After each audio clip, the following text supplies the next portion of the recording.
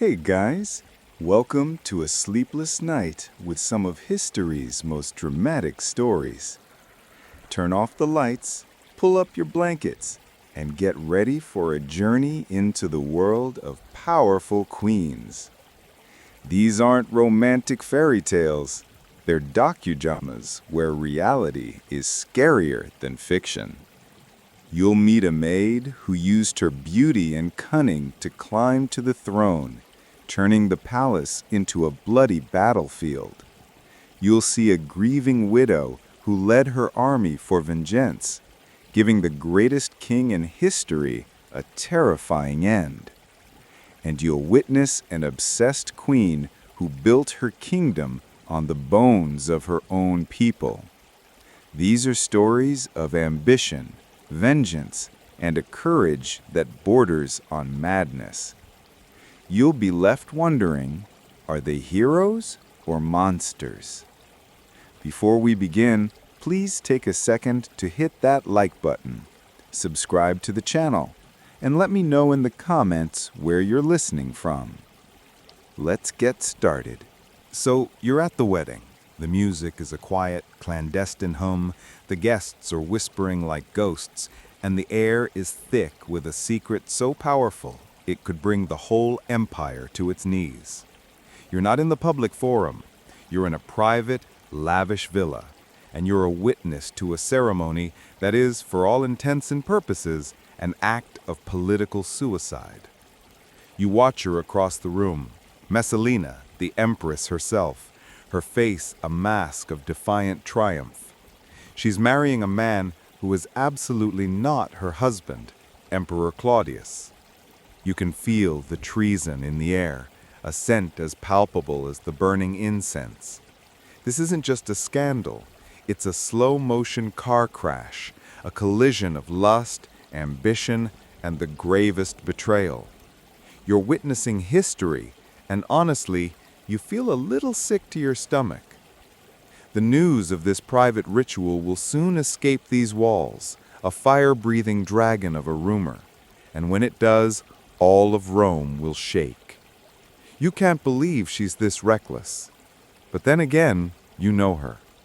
What kind of person gets married to another man while her emperor husband is still alive? A Roman empress named Messalina. That's who. And her story is a wild ride, so buckle up. So how did you even get here? You have to rewind a bit. This story doesn't start with a bang, but with a whisper. You see, the Roman Empire was kind of a mess, a place where power was a blood sport and betrayal was an art form. And into this world came Messalina, a name that would become shorthand for scandal, a personification of every vice you can imagine. She was beautiful, obviously, young, smart, and from a good family. But you get to see behind the curtain. You see that her eyes, while sparkling, held a calculating glint, a kind of ruthless ambition that could cut through marble. Her marriage to Emperor Claudius was the golden ticket. You thought he was a fool, a joke to the empire. Everyone thought so. He was older, a bit sickly, with a stutter and a limp. He was a massive nerd who preferred reading books to running the world, or frankly, spending time with his wife. He was a stuttering, stumbling monarch, a walking punchline to every Roman joke. But you will see, that was a perfect trap. This man they all thought was a fool was actually a brilliant scholar who feigned weakness to survive the purges of Caligula. He was a quiet river that ran deep, a man whose mind was a steel trap. His seemingly benign nature made him the perfect puppet for a woman like Messalina. Power in Rome didn't always go to the strongest. Sometimes it went to the one who could pull the strings. And pull them she did. Messalina wasn't just a pretty face, she was a political force of nature. She ran the court like a seasoned CEO, with Claudius as her silent partner. She wasn't subtle about it either. At first, the gossip was just a low hum. Did you hear what the Empress did last night? Whispers would float through the forum in the Senate House. It was the kind of low-grade buzz you get before a storm. Then the whispers got louder, more specific. Messalina was throwing the kind of parties that would make modern influencers blush, full-blown spectacles of excess. Her private villas became stages for her debauchery, where the most powerful men in Rome would gather not to discuss politics, but to participate in her scandalous games. To her, these weren't just about pleasure. They were a way to show everyone who was really in charge. She was sending a message: I control you, and your reputation is in my hands. Power was a drug to her, and she was an addict, always needing more. You get the feeling this isn't a woman who will ever be satisfied, a shark who needs to keep moving or she'll die. And the escalation was swift and shocking. You've heard the stories, of course, the ones whispered in back alleys and in the baths. The story of her contest with the city's most famous courtesan is the kind of tale that feels like urban legend, but you have a strong suspicion it's all true. They say she secretly disguised herself, slipped out of the palace, and went to a notorious Roman brothel. Her goal? To challenge the most sought-after courtesan to a competition. It's a story so over the top, so ridiculous, that you almost have to admire the audacity. This wasn't just a simple act of defiance. It was an act of pure, unadulterated hubris. She wanted to prove, beyond a shadow of a doubt, that she was the best, that she could outdo anyone in the game she chose to play. To Messalina, even a brothel was a stage, and she was the star performer. She wasn't just breaking the rules. She was laughing in their face. It was the ultimate mic drop, the moment you knew she was completely off the rails. But don't get it twisted. Messalina wasn't just about partying and scandals. She had a ruthless streak that was as sharp as a Roman dagger. You see, she didn't just plot against men. She had a special kind of vengeance for other women, especially the ones who were too beautiful or too popular. It was a vendetta against anyone who might steal her spotlight. She would accuse them of anything: treason, witchcraft, adultery, anything to get them out of her way.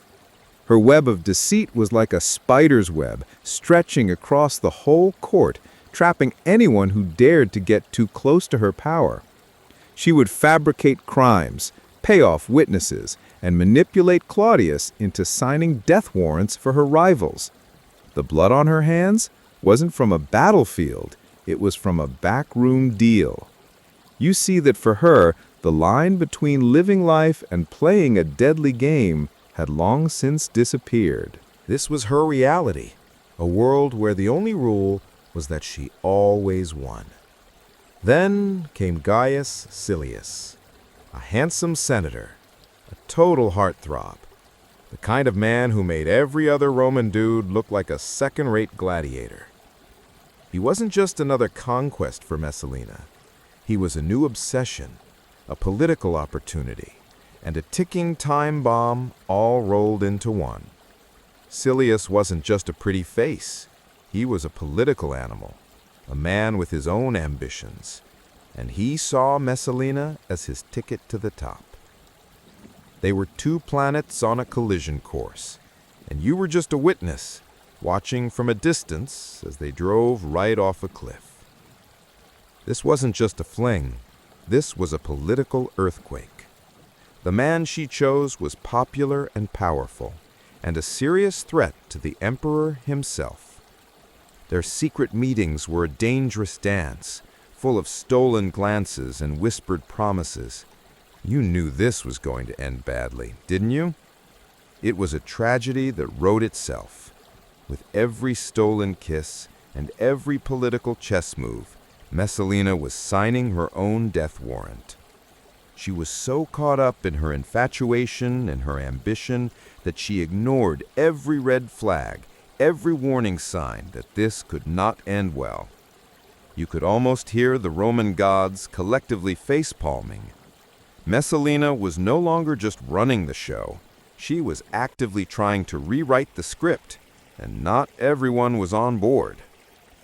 The climax of her recklessness, the moment you saw at the beginning of this story, was the private wedding. You have to wonder what was going through her mind. Was it a desperate act of love? Or was it the ultimate power move? To get married to another man while your emperor husband is out of town, that's not just cheating, that's a direct slap in the face to the entire system. It was a rebellion without swords, a declaration that she was the one truly in charge. She believed she was untouchable, that her power was a shield so strong nothing could pierce it. But you and I know, in stories like this, the fall is always the most dramatic part. Her hubris was a siren song luring her to her own destruction. The whole city was in a collective state of disbelief as the news of the ceremony spread like wildfire. People were probably placing bets on how long she would last. She was acting as if Rome was her own personal sandbox, and everyone else was just a plastic toy. This was an act of political suicide, but Messalina was too caught up in her own drama to notice. This is where the story shifts, where the tides of power turn.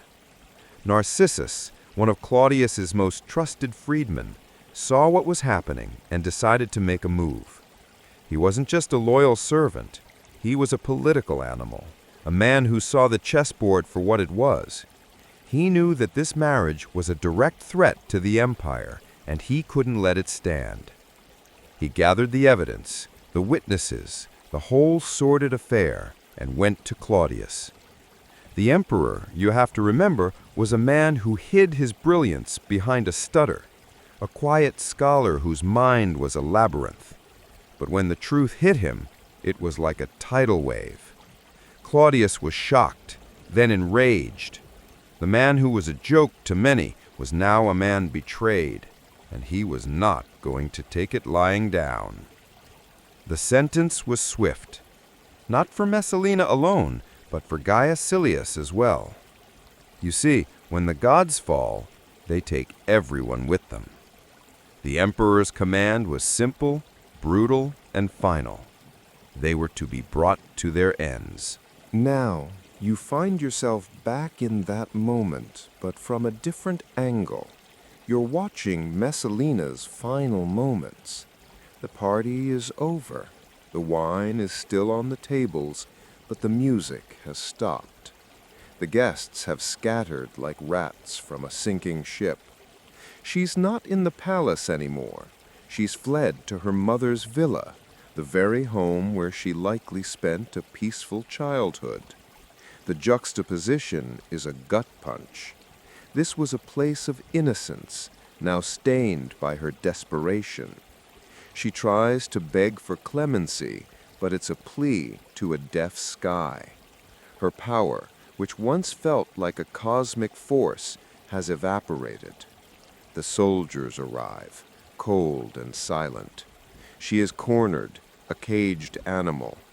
Her mother is there, trying to convince her to choose her own fate with a dagger, to die with some semblance of honor. But Messalina can't do it. She's too scared.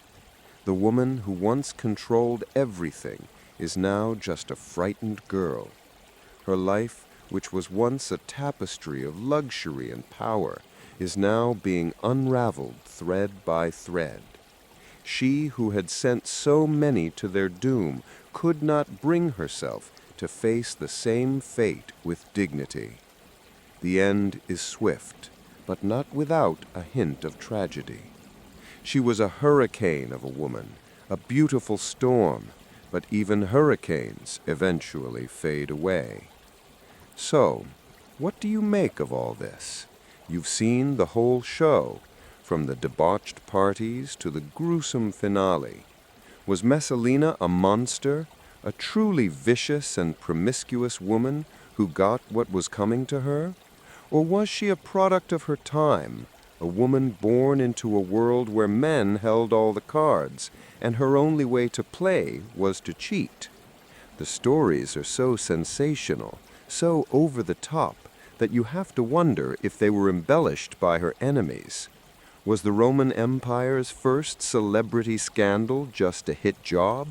A way to smear a powerful woman who didn't play by the rules? We'll never know for sure, but what you do know is that she left an indelible mark, a legacy of rebellion and excess that still fascinates us today. Her story is a cautionary tale, a brutal reminder that power, like love, can drive you to do crazy things. And, for a brief, chaotic period, she wasn't just a queen, she was a legend, a scandal, the ultimate villain in a tragedy she wrote for herself. You'll never forget her name. No one ever has. Let's not kid ourselves. When you think of a mother, you think of warmth, of comfort, of a home-cooked meal. You definitely don't think of a political predator, a woman whose lullabies were whispered threats, and whose favorite bedtime story was a list of her enemies. But that's where you're wrong. And that's where you find yourself, standing in a quiet chamber, watching her. Her name is Catherine de Medici, and she is the mother of assassins. The air around her is thick with a different kind of perfume, the scent of fear, of ambition, of fresh ink on a death warrant.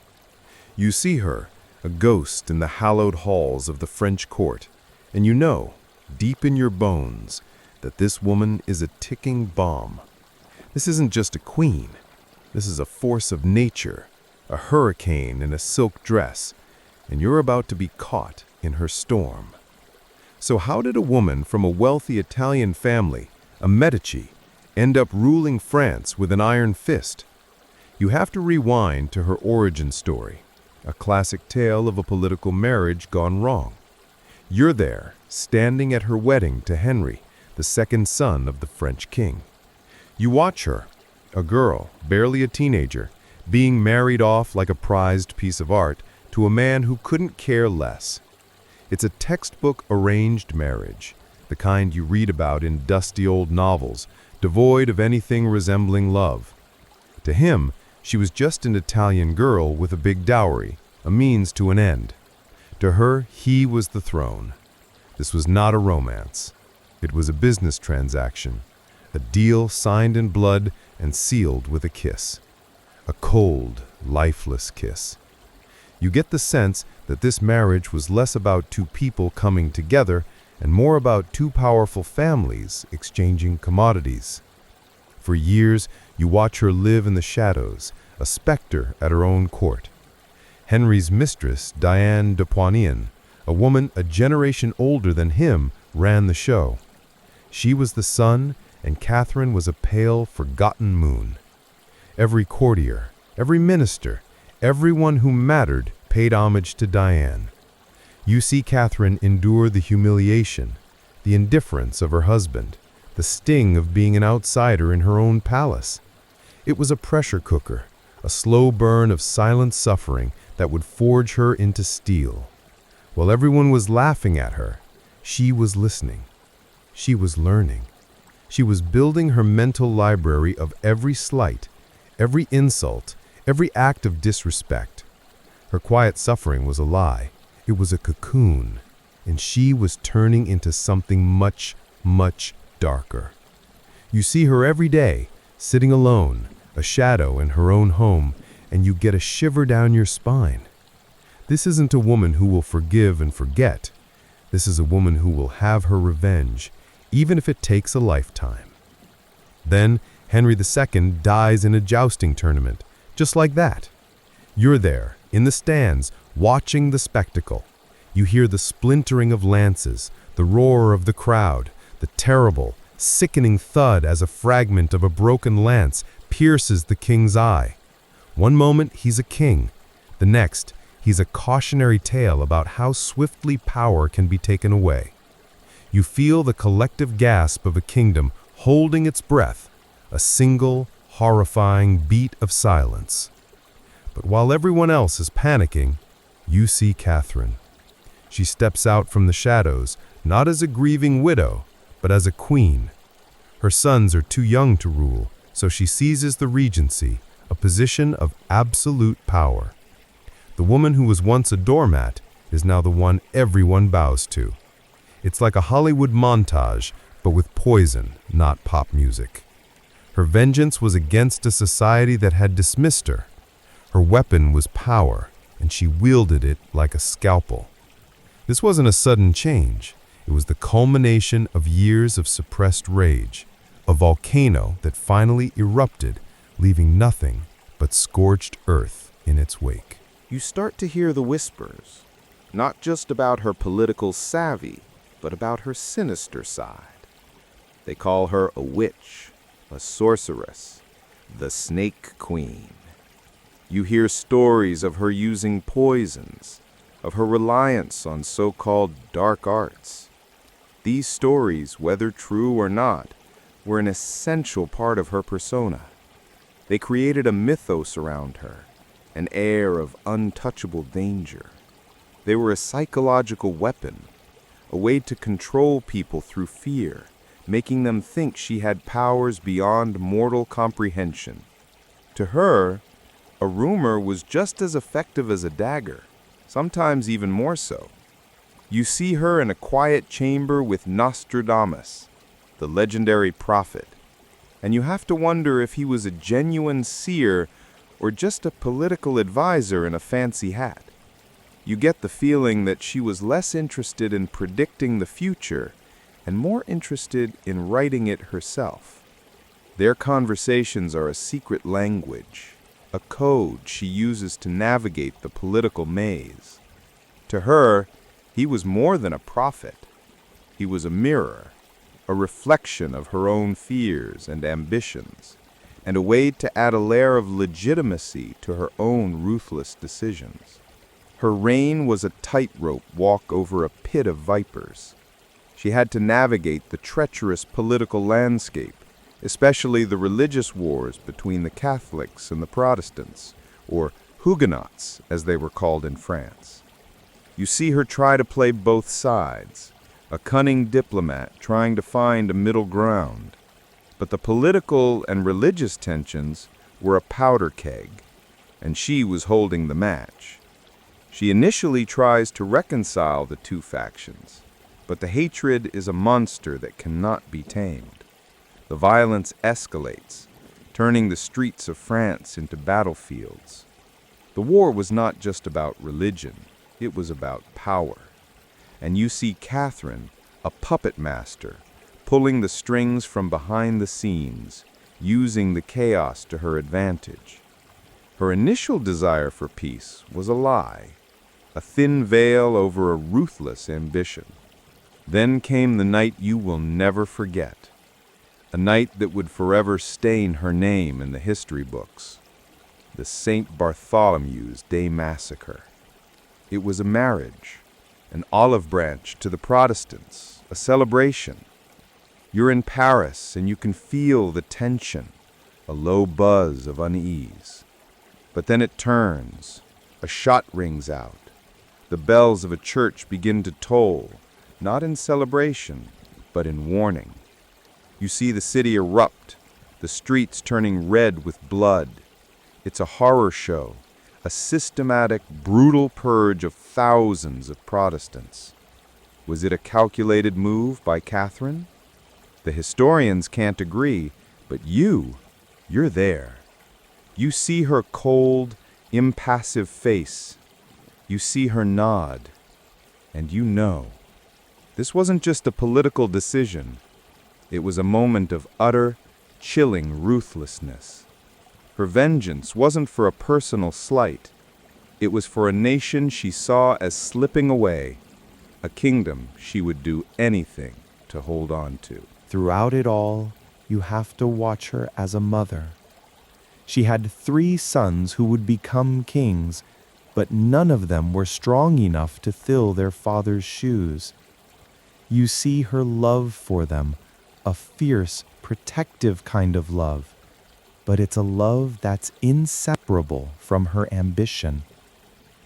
She was a mother first, but a queen always. She would manipulate them, play them against each other, all to maintain her grip on power. She was like a lioness protecting her cubs, but she was also the one who would push them off a cliff to see if they could fly. Her family was her kingdom, and her children were her chess pieces. It was a heartbreaking, manipulative dance, and you see the toll it takes on her, the quiet sadness in her eyes, but you also see the unwavering resolve. For her, the ends always justified the means. Her life was a never-ending war against her rivals, especially the powerful Guise family. You see the court as a battlefield, with every smile a lie, every handshake a betrayal.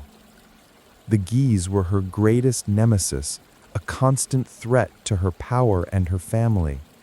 Their rivalry was a political soap opera, a saga of backstabbing, assassination, and intrigue. You see her in a room surrounded by her ministers, and you just know that she is 2 steps ahead of them all. Her mind is a fortress of plots and counterplots, and she is a master of the game. Her story ends not with a bang, but with a whimper. Her final years were filled with loss and disappointment, her children dying one by one. You see her on her deathbed, a frail old woman, but you still see the glint in her eyes. She had held the French kingdom together through sheer will, a human glue in an age of splintered power. Her legacy is as complex as she was, a brilliant politician, a brutal tyrant, a devoted mother. Was she a monster, or just a mother fighting for her children in a world of wolves? In the end, her story is a stain on the history books, a tale of ambition, betrayal, and the price of power. But for a brief, chaotic period, she wasn't just a queen. She was the one who held the entire kingdom in the palm of her hand. You're standing in a crowd. The air is thick with the smell of wood smoke and a kind of terrible, gut-wrenching silence. No one is cheering, no one is booing. They're just watching. In the center, tied to a stake, is a man, a farmer, a father, a person who dared to read the wrong book. You see the flames lick at the dry wood, a hungry, living thing that seems to be whispering promises of salvation and damnation all at once. The heat hits your face, a brutal slap, and you have to shield your eyes. This isn't a spectacle, it's a sacrifice. And all of it, this horrific theater, is happening because of her. Because of a queen who believes with every fiber of her being that this is what must be done.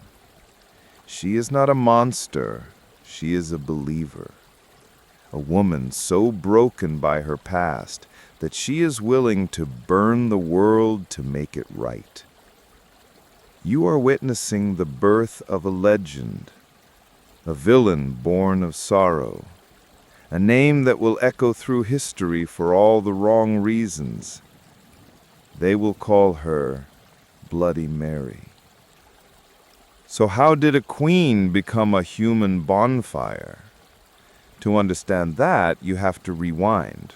You have to go back to the beginning, to the royal court of Henry VIII. You see a little girl, Mary, the only surviving child of Henry and Catherine of Aragon. A precious daughter, a beacon of hope. But then a bomb drops. Her father, a man whose ego was as big as his kingdom, decides he needs a male heir and a new wife. So he throws out her mother, a queen, like she's yesterday's news. He declares her a bastard, a nobody. You see a little girl's world crumble, a beautiful castle turning to dust, right before her eyes. This wasn't just a political move, it was a personal apocalypse. The public shame, the constant humiliation, the utter betrayal, it all created a scar on her soul that would never heal. Her deep-seated Catholic faith wasn't just a belief system, it was a lifeline, a tangible connection to her mother, a sacred thing that her father's new world couldn't touch. Fast forward, the dust settles, her brother, Edward VI, takes the throne. A sickly boy king controlled by Protestant advisors. He dies, and the scramble for power begins. It's like a season finale of a prestige drama, everyone backstabbing everyone else. But you see Mary, an outcast for years, make her move. She rises like a phoenix from the ashes of her humiliation.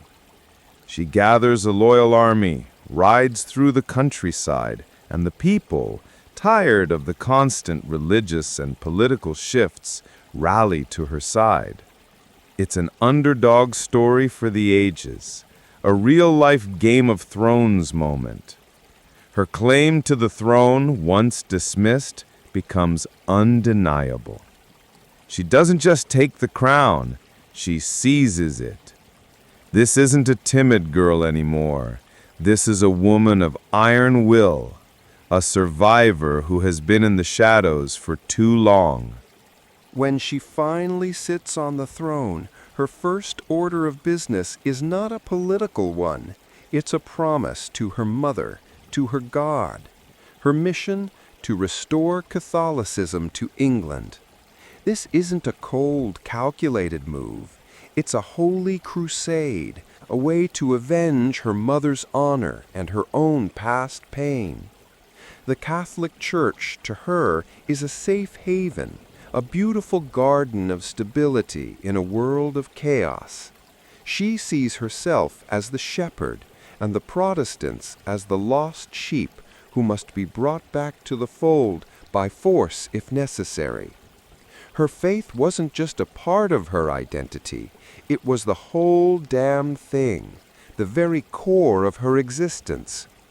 You get a sense that she saw England as a patient on the deathbed, and she was the doctor, ready to perform a brutal but necessary surgery. Then comes the marriage. She needs an heir, a Catholic heir, to solidify her legacy. So she marries Philip II of Spain, a man who is the epitome of European power, a walking empire. You see her, a woman in her late 30s, fall madly in love with this man, a desperate, all-consuming passion. But Philip? He's as cold as the marble floors of his palace, a man who sees her as a political tool, a means to an end. He spends most of his time away from England, leaving her to pine for him like a lovesick teenager. Her letters to him are full of longing and devotion, but his are cold, impersonal.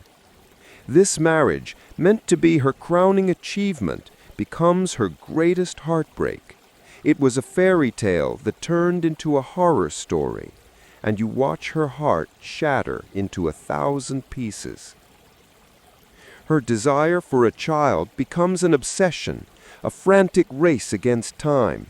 She has 2 phantom pregnancies, a cruel twist of fate that would break a lesser woman. You see her in her private chambers, her fingers tracing the empty, cold surface of a crib, the tiny, unworn baby clothes folded neatly in a chest. She believes she is pregnant. The doctors confirm it. The whole court celebrates. And then, nothing. You see the hope in her eyes turn to agony, the joy to a devastating, crushing emptiness. Her body, her womanhood, her very purpose, it all feels like a lie. This is the moment you see the madness begin to set in. Her personal tragedy, the unbearable pain of her barren womb, becomes a twisted justification for her future cruelty. She wasn't just a woman in anguish. She was a queen who saw her own suffering as a sign from God that she must purify her country no matter the cost. And that's when the fire starts. Her frustration, her pain, her all-consuming fear for the state of her country and her soul boils over. The gentle, pious girl is gone. In her place is Bloody Mary. She passes a series of laws that make it a crime to be a Protestant, and the witch hunt begins. It's not a subtle move. It's a declaration of war on her own people. The religious fervor, once a quiet, personal thing, becomes a weapon of mass destruction. You see her become a personification of her own pain, a walking, breathing monument to a lifetime of hurt. And then come the fires. You're there, on the streets, a horrified spectator. The stakes, the pyres, the smell of burning flesh, it all becomes a part of daily life in England. The burnings are public, a chilling spectacle meant to send a message: recant or die. You see bishops, farmers, women, and children all meet the same fate. They say hundreds were burned at the stake, a holocaust of her own making. The irony is, these public executions don't scare people into submission. They turn the executed into martyrs. Their courage in the face of death becomes a beacon for the Protestant cause. You see the seeds of a rebellion, a quiet, simmering rage that will one day explode. The nickname Bloody Mary isn't a cheap shot. It's a brand, a permanent stain on her legacy, earned in fire and blood. And all the while, her greatest rival is just a few miles away. Elizabeth, her half-sister, a Protestant, is a constant, nagging thorn in her side. You see them in a private room, the air so thick with tension you could cut it with a knife. Mary, her voice a low, dangerous whisper, demands that Elizabeth convert. "Choose, sister," she says, her eyes burning with a desperate intensity. "Choose your faith or choose your grave." Elizabeth, calm and unyielding, refuses. Mary locks her away, but she can't bring herself to order her death. Why? Is it a last, desperate flicker of sisterly love?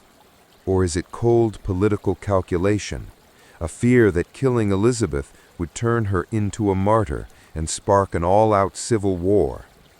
You see the tension between them, a silent, deadly chess match where every move is a risk. Mary holds the queen in her hand, but she just can't bring herself to squeeze. Her story ends not with triumph, but with a series of crushing defeats.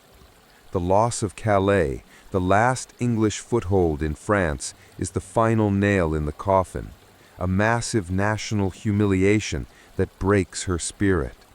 She's a ghost in her own court, racked with pain and disappointment, haunted by the specters of the people she burned. She dies in her bed, a lonely, unloved woman. So, how do you make sense of her? Her legacy is a complex one, a brutal tale of a woman who was a victim and a monster, a saint and a sinner. She desperately wanted to be loved, but in her desperation, she became the thing that everyone feared. A queen who sought salvation, but in the end, only found damnation in her own lonely, unloved heart. Let's be honest. We've all felt a rage so pure, so deep, it feels like it could burn down the world. Now imagine that rage isn't just an emotion, but a physical thing, a fire, a storm, a living, breathing entity that wears a crown of braided red hair and a war chariot for a throne. That's where you are. You're standing on the precipice of a volcano, a sleeping giant named Boudica, queen of the Iceni. Her kingdom is a quiet green jewel in a world of Roman marble and steel. The Roman Empire, a beast of an organization, thinks of these people as nothing more than a footnote, a minor conquest. They think the story is over. They're so wrong. You're about to see what happens when you poke a bear with a stick, when you humiliate a lioness, when you take everything from a woman who has nothing left to lose. This isn't just a rebellion. This is a reckoning, and it's going to be bloody. To understand the fury, you have to understand the life that came before it. You see Boudica not as a monster, but as a queen, a mother, and a warrior in a world that respected all three. The Iceni tribe, living on the eastern edge of Britain, had a fragile peace with the Romans. Her husband, King Prasutagus, was a shrewd negotiator, a man who saw the storm on the horizon and tried to placate it. He signed a treaty, a contract of compromise, hoping to save his people from the Roman machine. He was like a guy in a bar trying to talk his way out of a fight with a heavyweight boxer. It was never going to end well. And when he died, it was a fuse waiting to be lit. The peace was a lie, a thin sheet of ice over a freezing river of resentment. And then the storm hit. You watch it happen, the moment that will define her, a scene so brutal it will turn your stomach. The Romans, with all the grace of a wrecking ball, show up to claim their spoils. They don't just take the land and the gold, they take everything. They publicly whip Boudica, a queen, like she's a common criminal. They seize her property, her family's wealth, her very dignity. But the most unforgivable act, the one that ignites the inferno, is what they do to her daughters. You don't have to see it to feel it. You see a single, broken doll lying in the dirt, a forgotten toy that now holds the weight of a queen's fury. The cries of a mother's helplessness turn into a vengeful roar.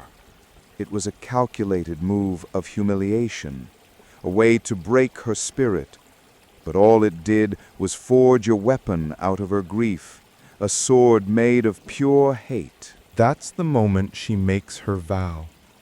You see her, bruised and broken, but standing tall. Her fiery red hair, once her crown, is now a banner of vengeance. You hear her speak, and her voice isn't the soft whisper of a victim, it's the thunder of an ancient god.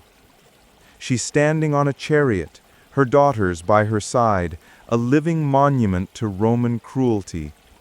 She gathers the other tribes, the Trinovatans, the Catuvillani, all the tribes who have suffered under the Roman boot. It's like a scene from a blockbuster movie, a charismatic leader uniting a broken people. Her call to arms isn't just a political rallying cry, it's a promise to her children, to her husband, to her gods. Her tears of sorrow have become drops of molten fury. And the rebellion explodes. It's not an army, it's a force of nature. A human tsunami of Celtic warriors, a sea of woad and spears, moving across the countryside with the speed of a wildfire. You watch them go, a blur of motion and raw, unbridled aggression. This isn't a battle for land or for resources.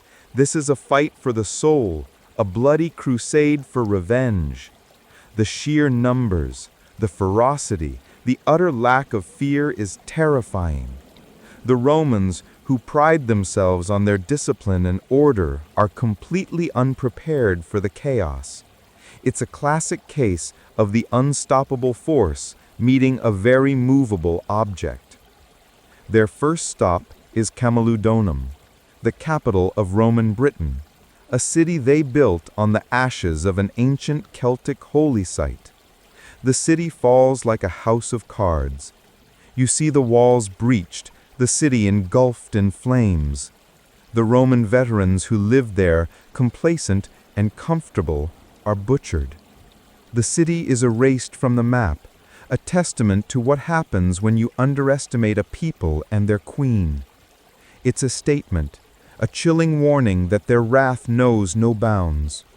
The smoldering ruins of Camalodunum are a monument to their pain, a bonfire fueled by a decade of oppression. Then comes Londinium, modern-day London. You're there watching the chaos unfold. The Roman governor, Gaius Suetonius Paulinus, a name that was synonymous with discipline and cold-blooded victory, has already bailed, leaving the city to its fate. The city's inhabitants, mostly merchants and civilians, have nowhere to run. Boudica's army, a storm of vengeance, pours into the streets. It's a massacre, a bloodbath. No one is spared. Men, women, children, the old, the sick, all of them. You see the fires rage, the screams carried on the wind. The city is left a desolate ruin, a ghost town haunted by the echoes of 1,000 deaths. Londinium isn't just a city to them, it's a symbol of everything they hate, and they burn it to the ground. And there she is, in the thick of it all. Not in a royal tent giving orders, but in the heart of the fight. The image of warrior queen is born. You see her, a towering figure on her war chariot, her long, flowing red hair a stark contrast to the grimy chaos of battle. She's a blur of motion, a whirlwind of steel and fury, a personification of the war itself. Her voice, a primal scream of vengeance, is the only sound you can hear over the din of battle. She's a living legend, a terrifyingly beautiful sight, a queen who isn't afraid to get her hands dirty. But every fairy tale has an ending. Her final stand comes against Paulinus and his Roman legions. Her army, a rabble of angry, vengeful warriors, outnumbers the Romans by a staggering amount. It's a mismatch, not of numbers, but of strategy. The Romans, a disciplined machine of death, form a tight phalanx. The Celts, a wave of chaos, charge with all the fury they have. The battle is a brutal, desperate affair, a clash of two worlds. The rage of Boudica's army crashes against the unyielding wall of Roman shields. And in the end, discipline wins. The Celtic army is slaughtered. The defeat is absolute. Her dream, her vengeance, her entire world has crumbled. You see her on the top of a low hill, looking down at the scattered, broken remnants of her army. Her chariot, a symbol of her power, now stands silent and still. You see her reach into a small satchel, pull out a tiny vial, and look to the sky one last time, a final act of defiance. She chooses to die on her own terms, to not give the Romans the satisfaction of her capture. Her death is a whisper, a silent act of defiance against an empire that tried to break her. But the legend lives on. Her story is a whisper in the wind, a rustle in the ancient forests, a battle cry that echoes through the ages. She's the ghost in the machine of the British Empire, a terrifying reminder that some fires, once lit, never truly go out. You're standing in the ballroom. The air is thick with the cloying scent of jasmine perfume, expensive wine, and the faint, unsettling smell of a world on fire. The sound of crystal glasses clinking is a death knell only you can hear, a mournful chime for a kingdom already in its grave. This is the Palace of Versailles, a magnificent, sinking Titanic, and you are dancing on its deck. Outside, in the suffocating darkness of Paris, they say you can hear a different kind of music, not the delicate notes of a minuet, but the low, guttural growl of 1,000 empty stomachs, a terrifying soundtrack to our last waltz. You can feel the storm coming. It's not thunder and lightning, it's the righteous fury of an entire nation, a ticking bomb timer counting down to 0. The guillotine, a metal predator, is sharpening its teeth, its shadow already cast over the gilded halls. She is the queen, she is the target, and she's still smiling. So how does a girl become a nation's scapegoat? You have to rewind to a girl, a teenager named Maria Antoinette, sent from Austria to be a political pawn. She's a gift, a human treaty, a beautifully wrapped doll sent to shore up an alliance. You see her, a girl barely old enough to be a woman, arriving in a foreign land, a stranger in her own palace. She is a toy in a giant's game, an offering to the French court that views her with suspicion and disdain. Her life is a prison of etiquette, every move, every word, every breath, scrutinized by a court that watches her like a hawk watches a mouse. She is lonely, lost, a bird trapped in a golden cage, and you can see her desperation to escape. Her escape hatch? Partying. Her nights become a whirlwind of gambling, dancing, and elaborate balls. You're there, watching her, a blur of powder and perfume, moving from one extravagant party to the next. The Trianon Palace, her private sanctuary, is a circus of excess. She spends fortunes on dresses that are bigger than some people's houses, and throws parties that would make a rock star blush. This isn't just wasteful spending, it's a frantic, almost tragic effort to find a moment of joy, a fleeting laugh, a brief reprieve from the crushing weight of her own isolation. Her life becomes a desperate sprint from one temporary distraction to the next, a frantic escape from her own suffocating reality. But outside the palace walls, the whispers become a roar. You're sitting in a crowded cafe in Paris, the smell of cheap wine and stale bread thick in the air. The gossip, a living, breathing virus, spreads from table to table. Someone leans in, their voice a conspiratorial whisper, and tells you about the diamond necklace affair, a $1 million scam that everyone, without question, believes she orchestrated. They say she's a whore, an Austrian bitch, a traitor who is bankrupting the country. They see her painted on the cover of their crudely drawn pamphlets, a monstrous caricature of greed and decadence. These lies, 1,000 tiny cuts, become the truth. They're a weapon far more dangerous than any sword because they kill a person's soul long before they kill their body. Her every action is twisted into a new accusation. They don't see a lonely queen. They see a greedy, unfeeling parasite. She is a lightning rod for all the hatred and resentment that has been building up for centuries.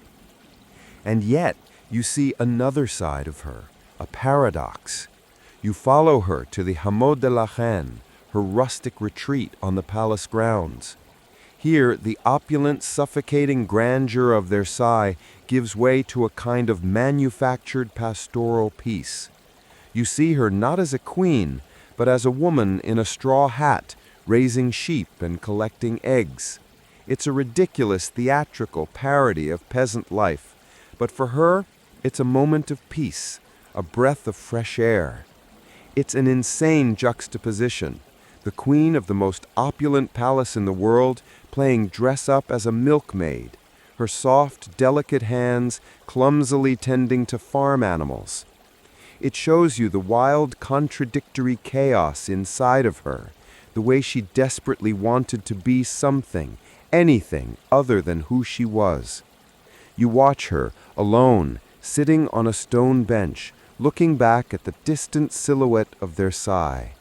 A single tear traces a path down her cheek, a drop of salt in a bitter ocean of regret. And then there's Louis.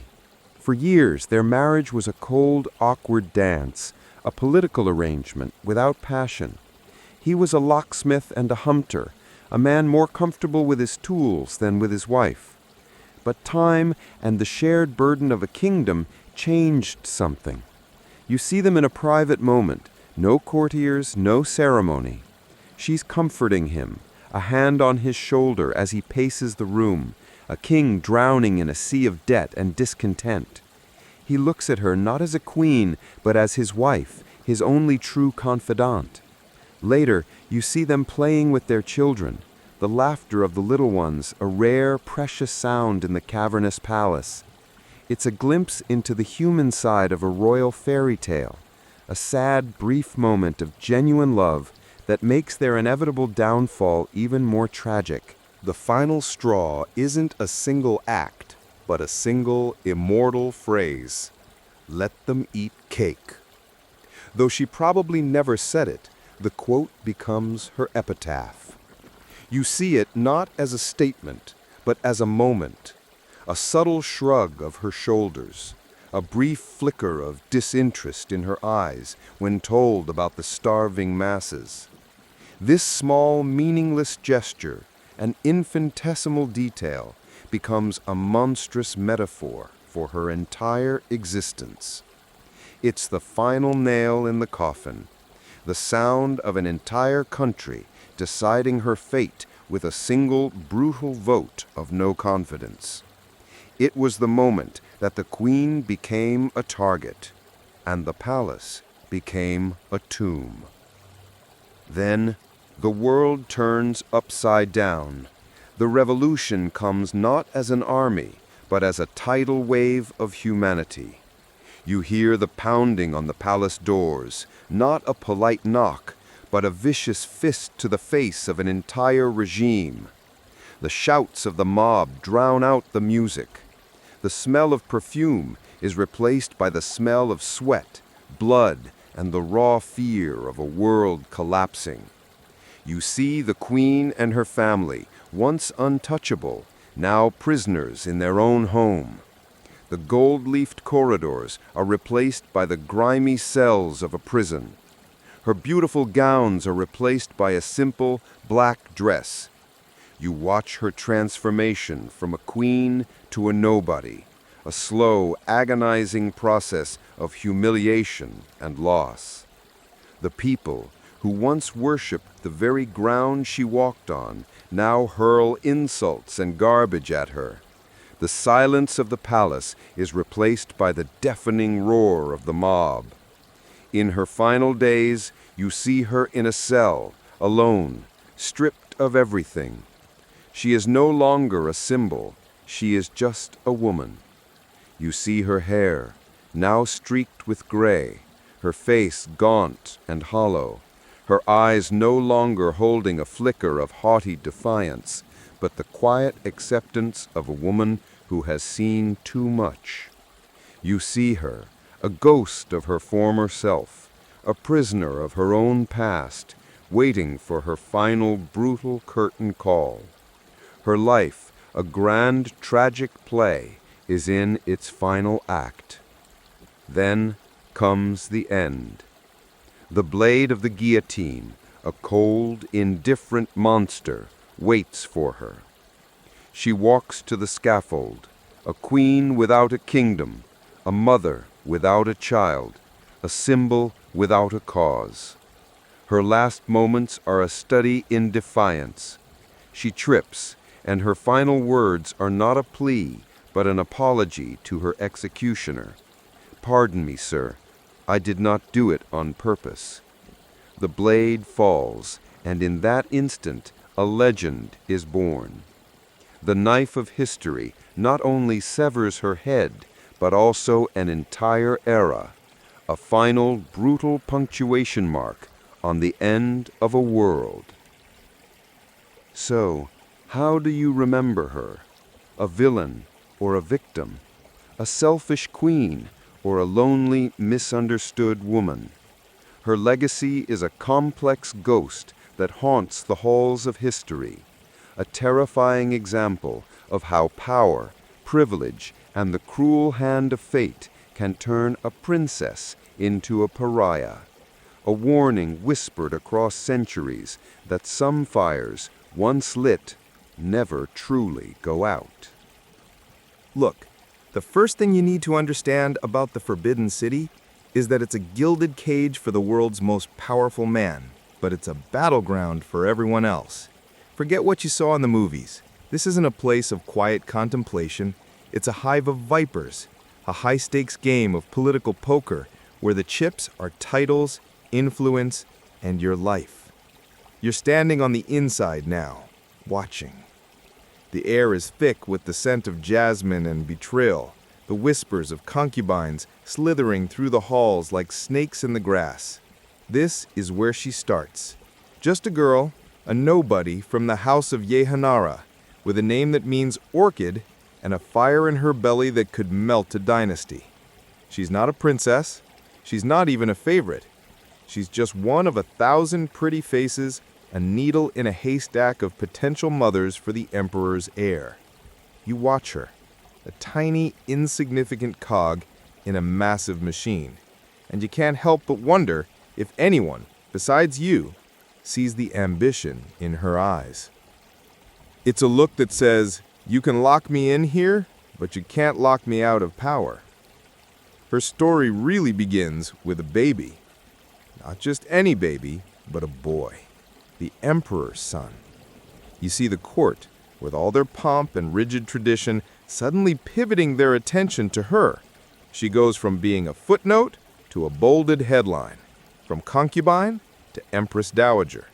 It's like winning the lottery, but instead of cash, the prize is a seat on the Iron Throne. This isn't just a promotion, it's a seismic shift in power. Her son, Qi Xiang, a little bundle of royal potential, becomes a tool, a shield, and a crown all at once. She is no longer just a woman, she is the mother of the future, a living, breathing symbol of the dynasty's continuation. And you know, deep down, this is the very moment she stops being a pawn and starts playing the long game. The dragon has been born, and the will to rule has been ignited. Then the emperor dies, and that's when the real fun starts. The court, a delicate balance of old men and even older traditions, cracks wide open. You're in the middle of it, the Xinyu coup. It's a movie plot in real life. Two empress dowagers, Cixi and Xian, versus a council of regents led by a man named Sushan. It's a classic political thriller. You witness the two empresses, the quiet Xian and the smart Cixi, meeting in a private chamber surrounded by ancient scrolls and whispered secrets. Xian, the traditionalist, is worried about honor and ritual. Cixi, the pragmatist, is talking about survival. You see Cixi, her eyes cold and calculating, gently persuade her co-regent to go along with her plan. It's not a battle of wills, it's a symphony of manipulation. They play the long game, using her son, the boy emperor, as their ace in the hole. You see her, a woman who was once nothing, now standing toe-to-toe with the most powerful men in the empire. She is a chess master, moving her pieces with ruthless precision. And when the dust settles, Sushan and his cronies are out. Some are executed, others exiled. It's a bloodbath, a savage game of musical chairs where the losers lose their heads. This wasn't just a coup. It was an education in power. And she's a fast learner. Her hand, once soft and delicate, becomes an iron fist. You see the ruthlessness firsthand. Her rivals, who once underestimated her, now find themselves in dungeons, their screams echoing off the cold stone walls. There's the story of the eunuch Ande Hai, a man who thought he was untouchable. He defied her orders, flaunted his power. She didn't just execute him, she did it publicly, in a show of brutal power. His head was displayed on a pike, a gruesome warning to anyone who dared to forget who was in charge.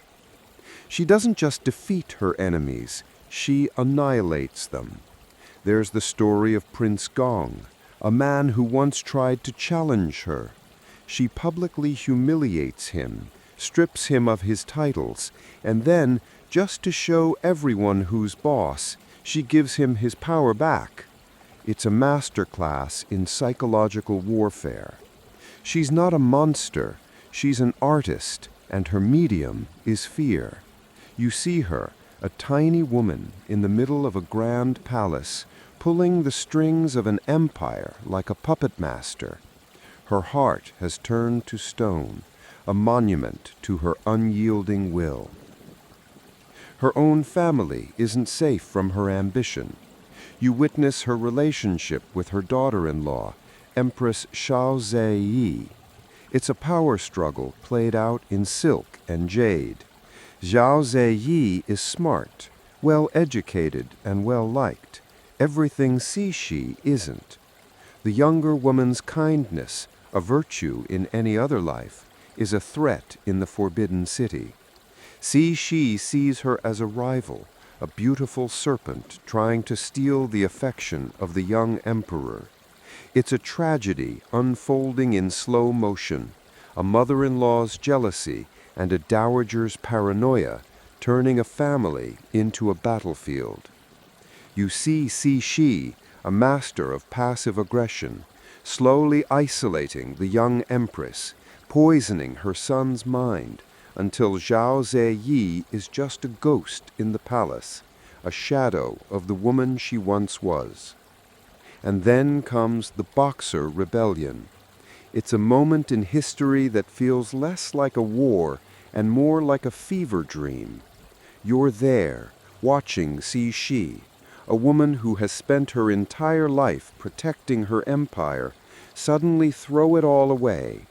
She throws her support behind the Boxers, a cult of peasant rebels who believe they are bulletproof, their magic and their fists a match for Western firepower.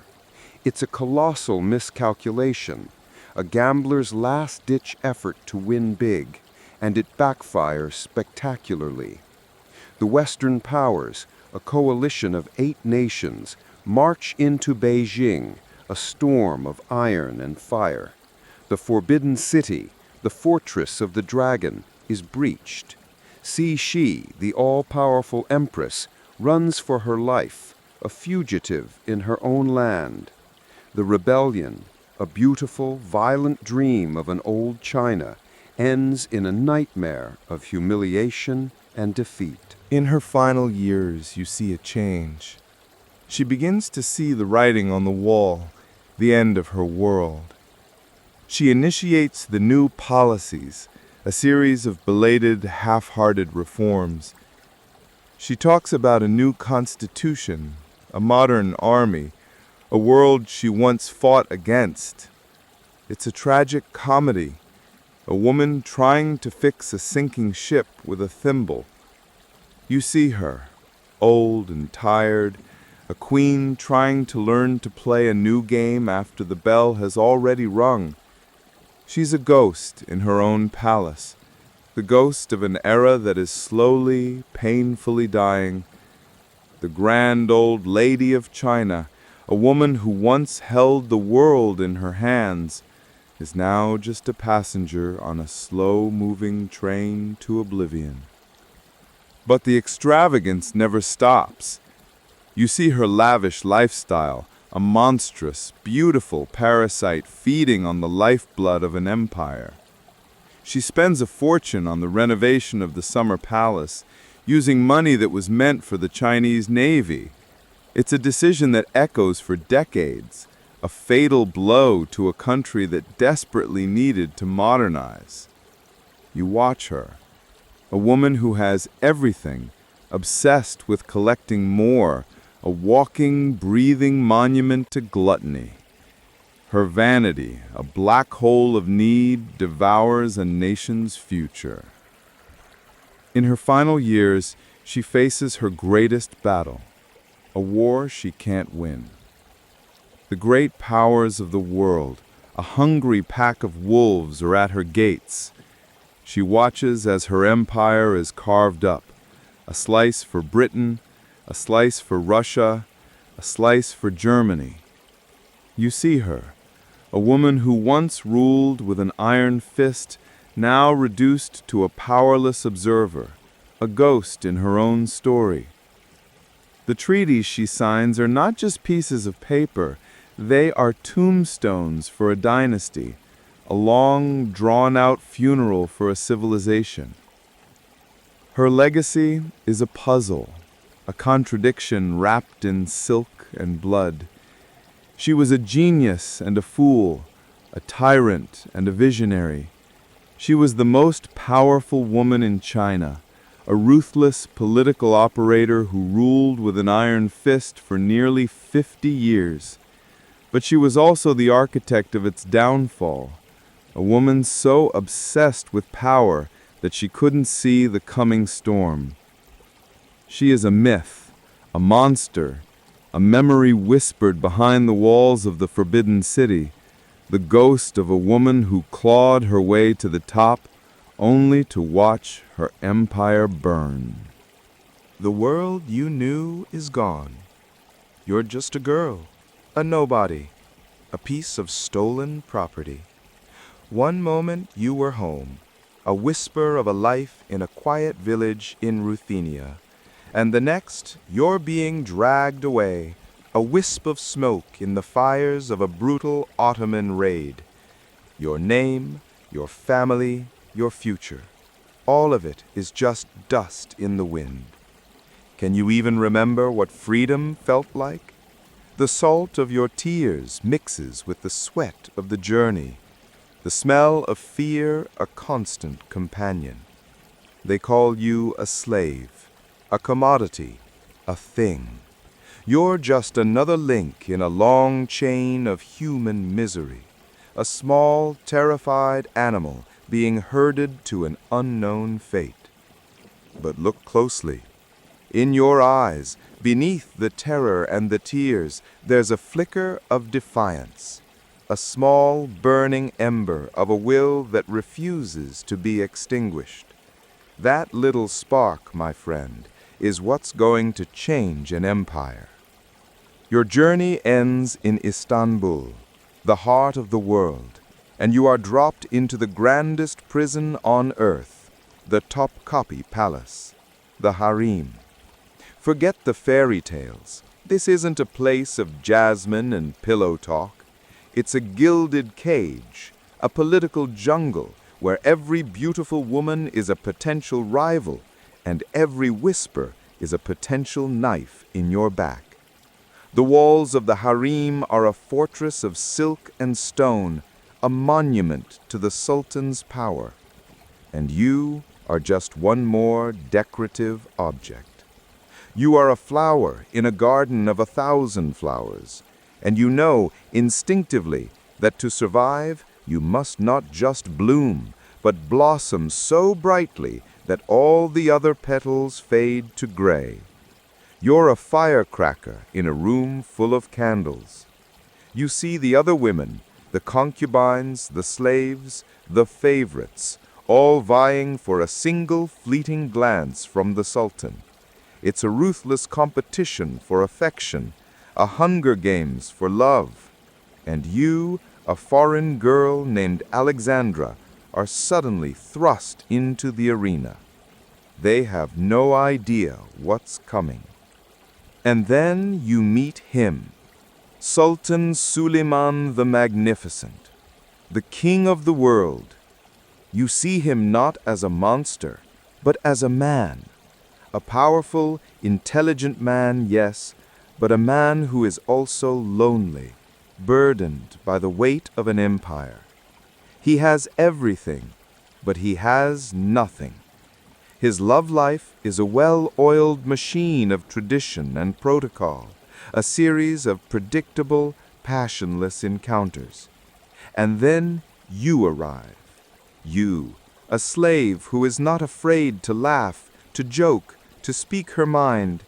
The other women are silent, deferential statues. You are a storm of personality, a hurricane of wit and charm.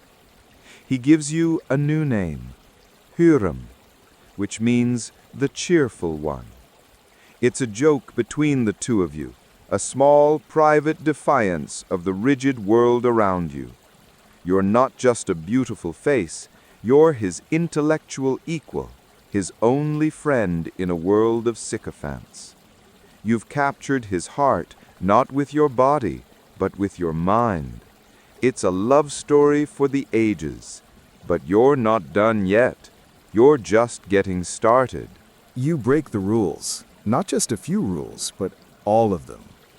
The unwritten law of the Ottoman Empire is clear. A sultan never marries a slave. He takes them as concubines, they bear him children, and they are given status, but they are never ever his legal wife.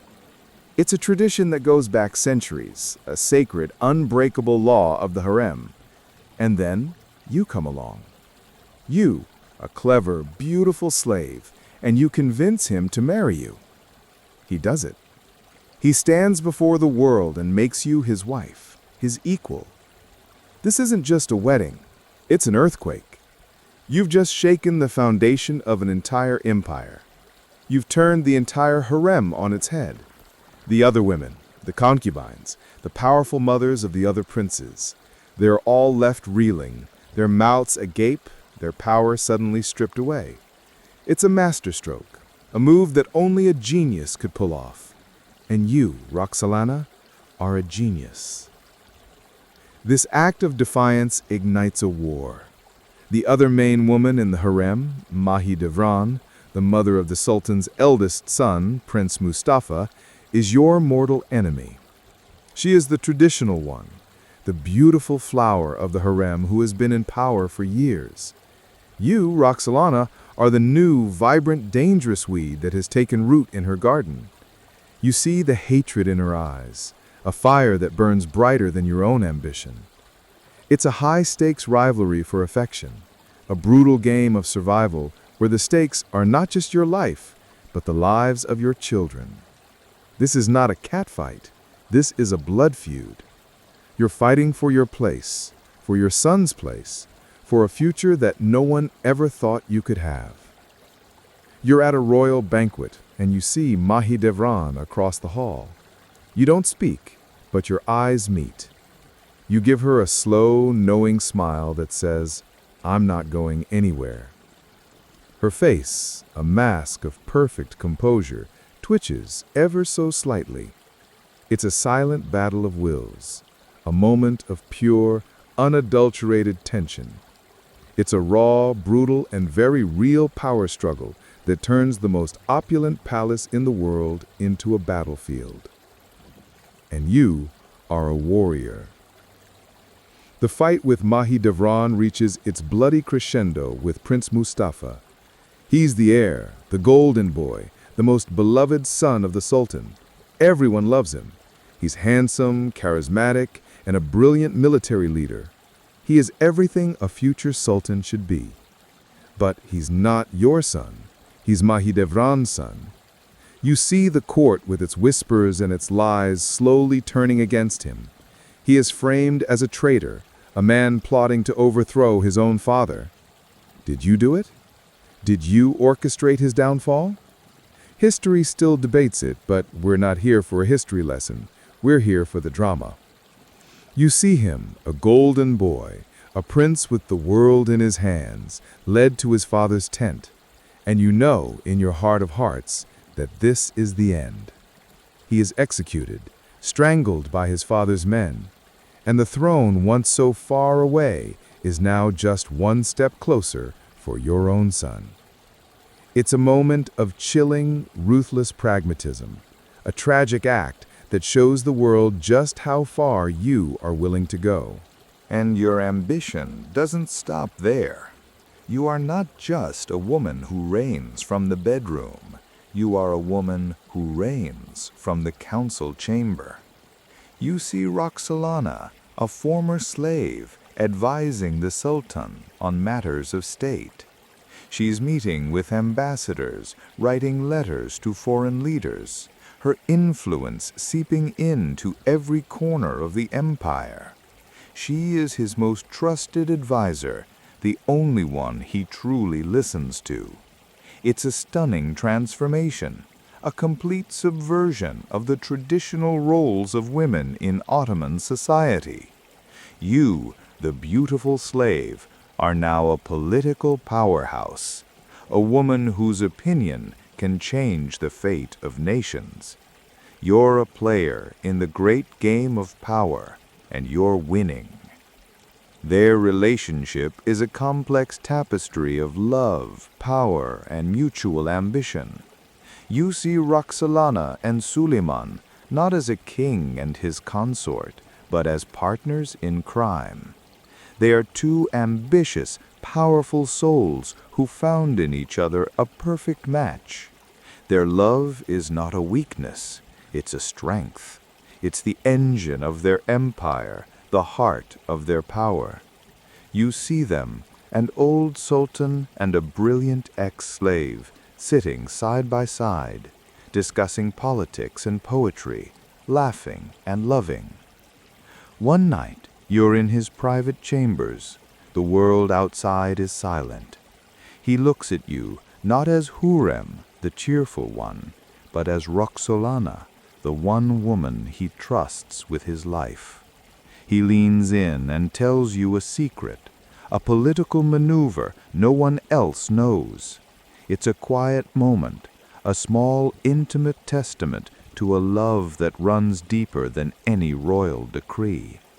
It's a relationship that defies all logic, a beacon of human connection in a world of cold political calculation. Their love story isn't just a fairy tale. It's a blueprint for how two people can change the world together. You also see a more compassionate side of her. Roxolana, the ruthless political operator, is also a generous philanthropist. She builds mosques, schools, and public baths. You see her, a woman who was once a slave, using her immense wealth to build things that will benefit her people for centuries to come.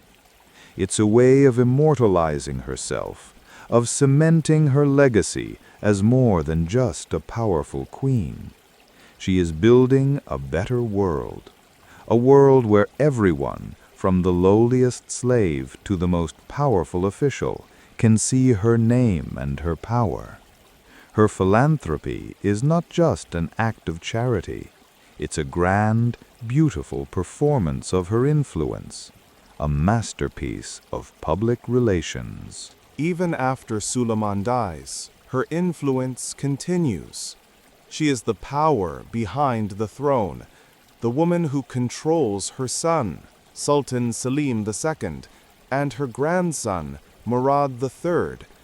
You see her no longer a beautiful young woman, but an old empress dowager, a formidable matriarch.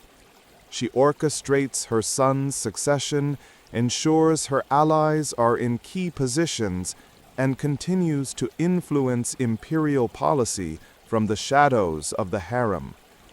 Her will becomes the unwritten law of the palace. This era, known as the Sultanate of Women, is a period in Ottoman history where the mothers and wives of the sultans held a disproportionate amount of power. And it all began with her. She didn't just change her own destiny, She changed the destiny of every woman who came after her. She opened the door, and they all walked through. She is not just a woman, she is a movement. So, how do you remember her? A ruthless opportunist, or a woman who simply refused to lose? She was a slave who rewrote the rules of an empire, a mother who secured the future of her children, a queen who wielded more power than a king. Her legacy is a testament to what a single brilliant mind can achieve when a world tells you that you are nothing. She didn't just conquer a sultan, she conquered the very idea of what a woman could be. And her story, a ghost in the halls of the harem, whispers a dangerous truth. Sometimes the greatest power is found not in a crown, but in a smile that hides a steel will. The road to hell is paved with good intentions, but here it's paved with the bones of your neighbors. You are standing in the middle of a jungle, a wall of green so thick it chokes the sun, and you can hear it before you see it.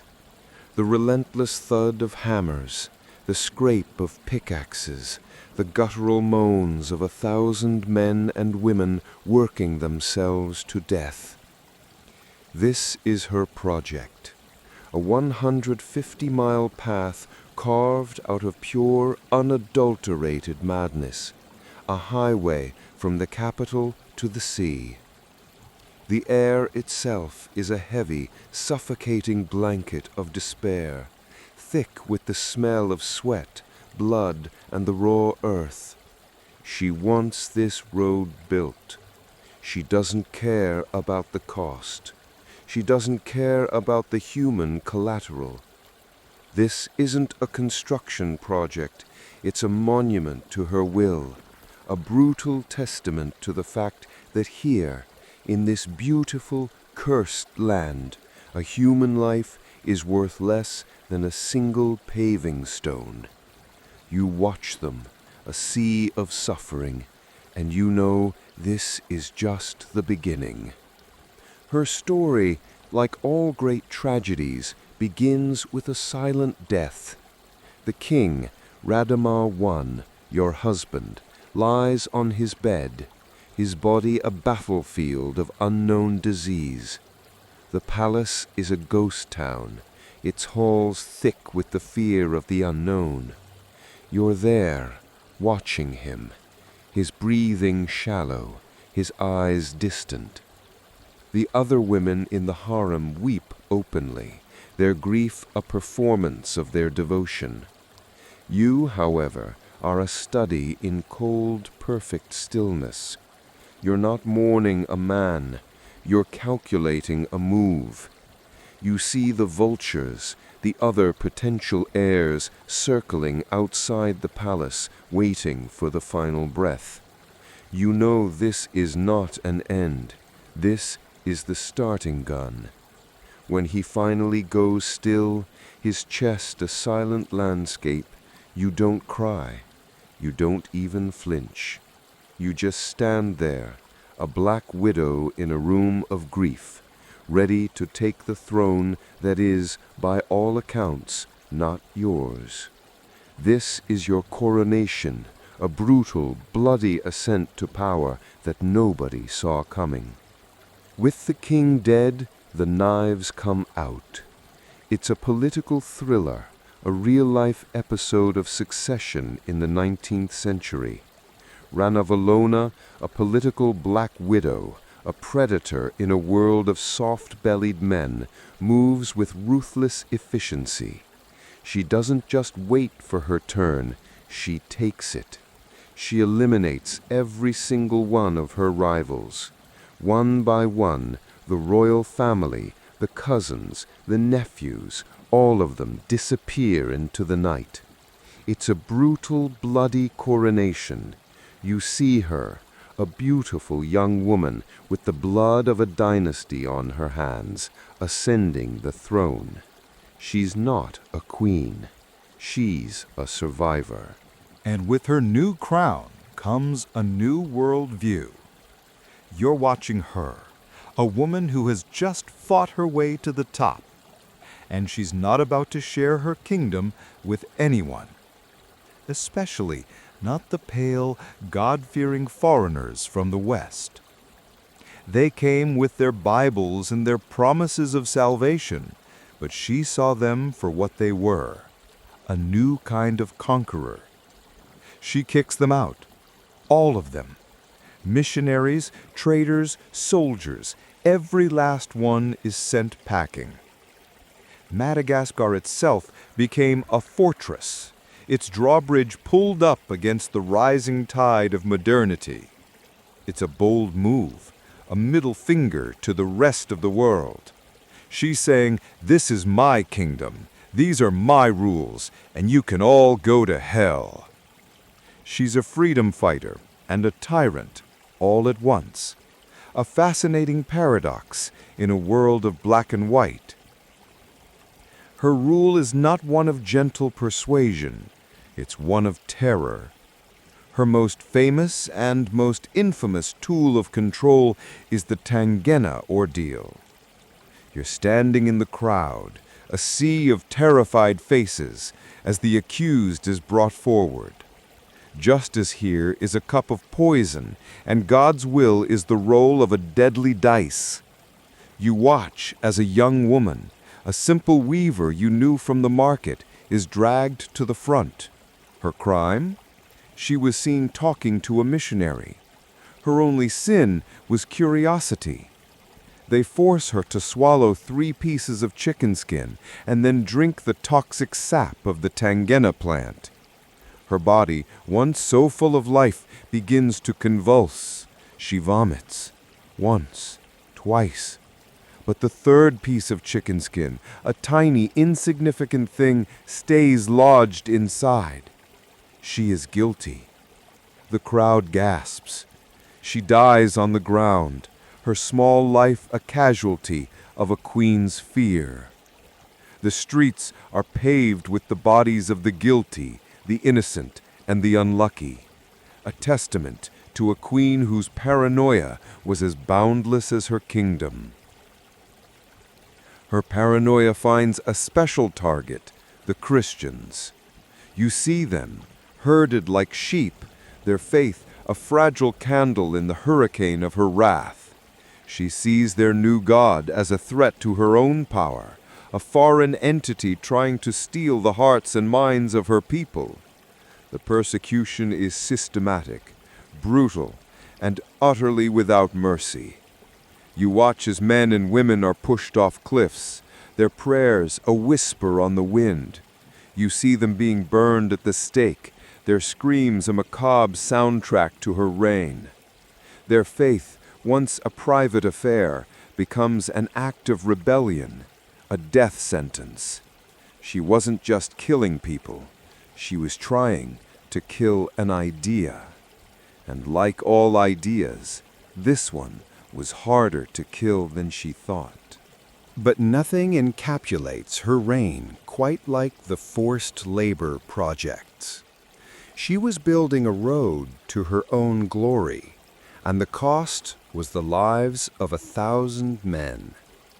You see the massive construction projects, the new palaces, the great roads carved out of the jungle. They were built on the backs of her people, men and women forced to work in unbearable conditions. You watch them, their bodies broken and their spirits crushed, a silent army of slaves building a new kingdom on the ruins of their old lives. It's a surreal, disturbing scene. The luxury of her palace, a beacon of obscene wealth, is built on a foundation of human suffering. She is a queen of gold, and her people are the price. Her policies were a wrecking ball to the natural world. She orders the forests to be burned to the ground to make way for her projects. The land, once a lush green crown, was now a charred battlefield, the smell of smoke a constant reminder of her rule. The beautiful, unique ecosystem of Madagascar, a world of its own, is being systematically destroyed. It's not just a political act, it's an ecological horror story. She is a force of nature, a hurricane of human will that rips through the landscape with a terrible, unfeeling fury. The only person who dares to challenge her is her own son, the young prince Radama II. He is the opposite of her. He is pro-Western, a man who believes in trade, technology, and a future beyond the walls of her isolation.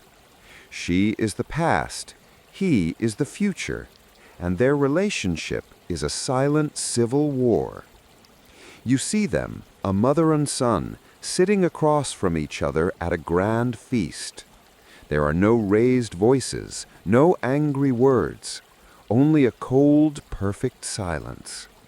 He raises his wine glass, a small, defiant gesture. You can almost hear his thoughts. Your world is dying, mother. She simply smiles, a terrifying, confident smile that says, "Not on my watch." The tension between them is a physical thing, a storm cloud hanging over the palace. He is her only son, her only heir, but he is also her greatest threat. And then there are the whispers, the rumors. Was she mad? Were her actions born out of paranoia and insanity? Or was she simply a ruthless pragmatist, a queen who understood that power, once seized, must be defended at all costs? Her actions were so extreme, so beyond the pale, that people had to find a reason for them. They had to call her a monster, a madwoman, a lunatic. But you know better. You know that a person doesn't become a monster overnight. It's a slow, steady climb, a series of small, brutal choices that lead you to the top of a throne built on bones. Her reign, a long, dark nightmare for her people, finally comes to an end. Her death is not a triumph, but a sigh of relief. You see the kingdom, for the first time in decades, breathing a collective breath of fresh air. Her son, Radama II, takes the throne, a man with a different vision, a new way of seeing the world. The era of the Iron Queen is over, and a new, uncertain future is about to begin. The final act is not a glorious battle, but a quiet death in her sleep, an ending so mundane it feels like a cosmic joke. So, how do you remember her? A patriot who fought for her people's sovereignty, or a tyrant who buried them under the weight of her ambition? She was the Iron Queen, a woman who built a kingdom on a foundation of bones and paranoia. Her greatest victory was keeping the outside world at bay, but her greatest defeat was losing her own people in the process. And her legacy, a chilling whisper in the scorched earth, is a brutal, unyielding truth. Sometimes the greatest prison is not built with walls, but with fear. Let's be honest. You've seen this story before.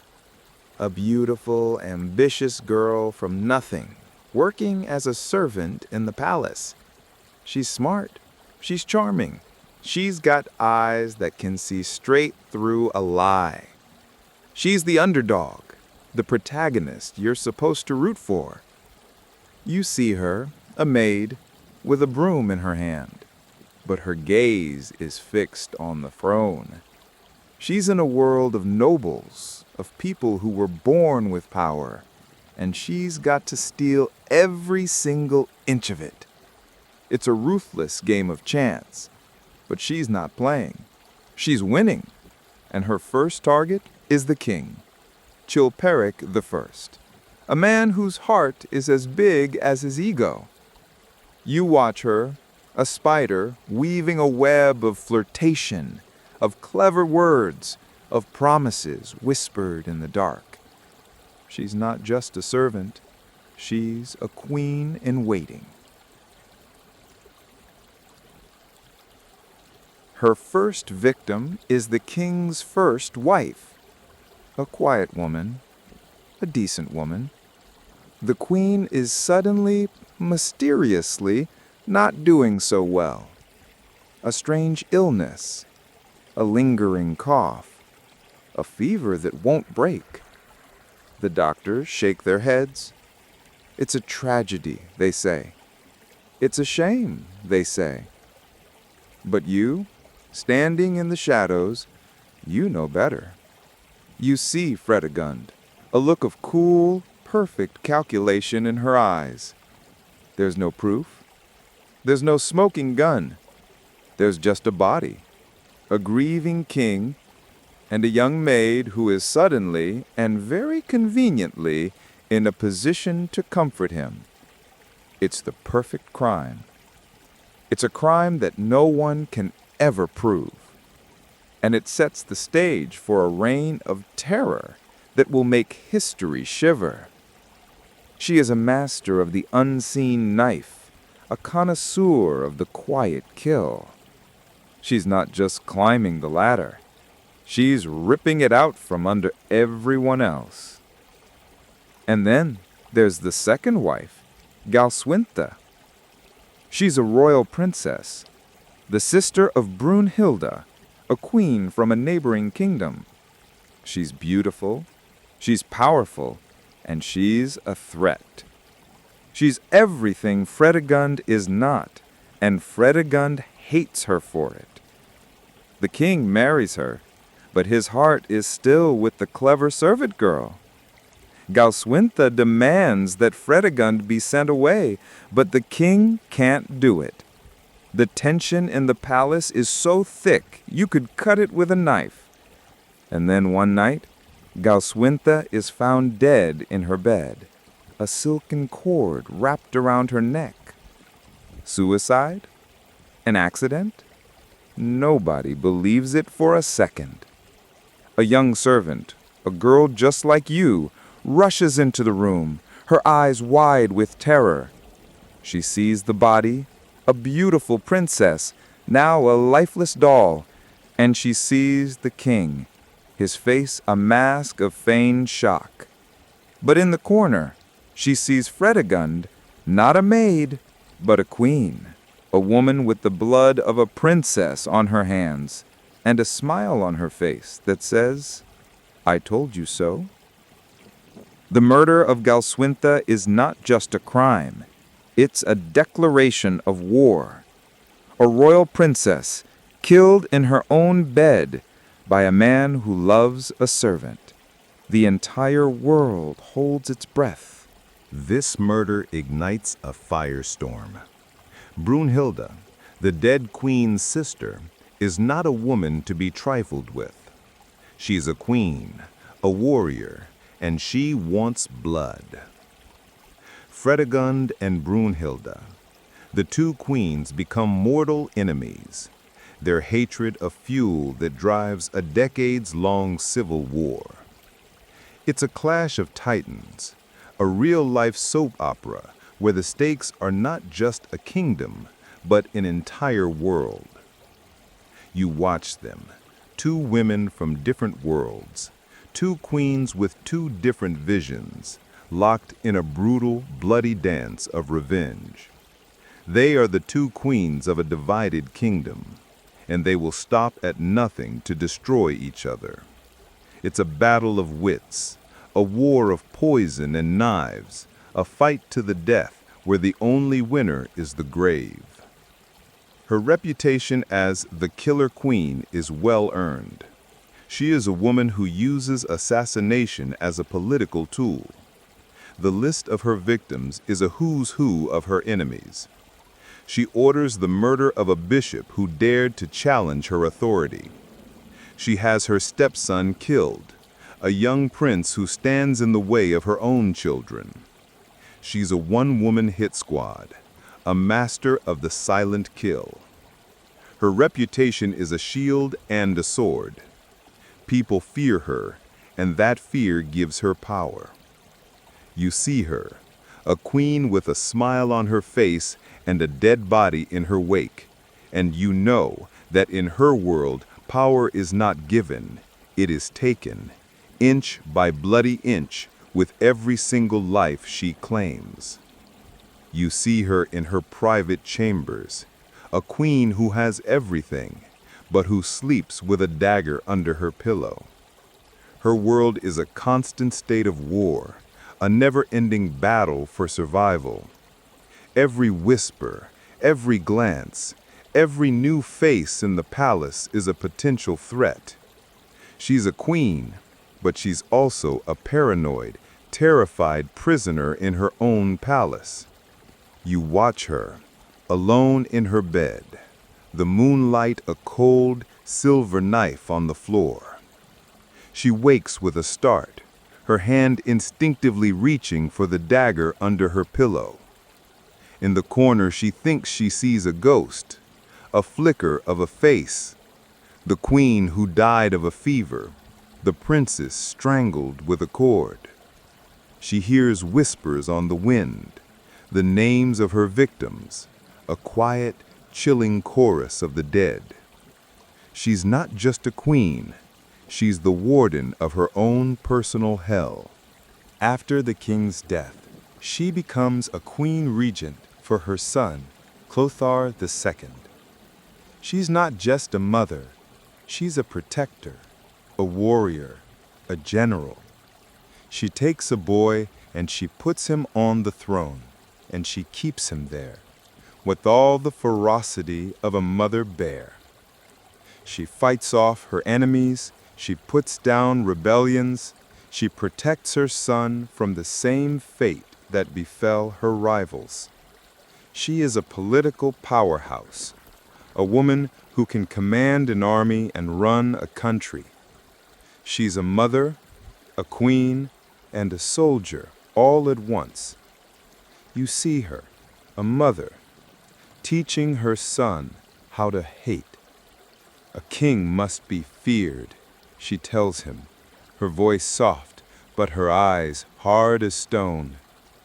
She shows him a knife, the same kind she keeps under her pillow. This is how you get what you want. And then, a moment later, her face softens.